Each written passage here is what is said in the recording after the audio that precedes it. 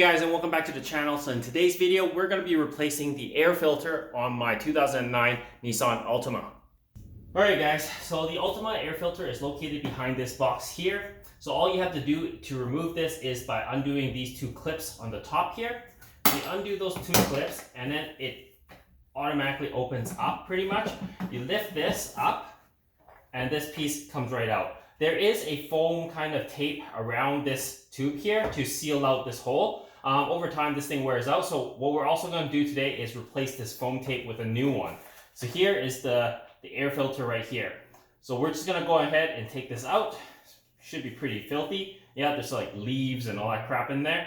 So we're going to vacuum that out and then we're going to put in the new filter.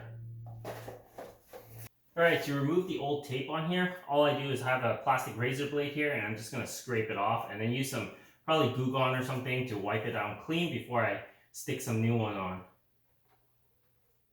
Alright, we're actually going to remove this whole piece so that I can clean this off. It's just held on by two 10mm bolts, so I'll just take those off. Alright, this piece is off now, so I'm just going to clean this up and then we're going to put some new tape on it.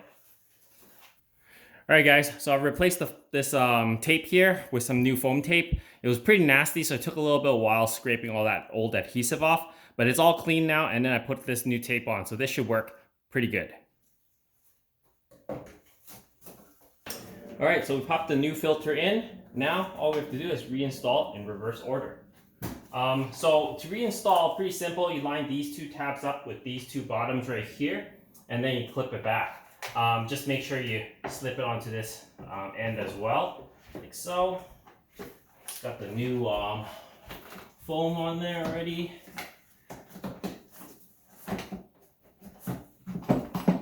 Just like that, it's lined up on the bottom. You lift up, hold it in place, make sure everything's good, and just push this tab, clip it back.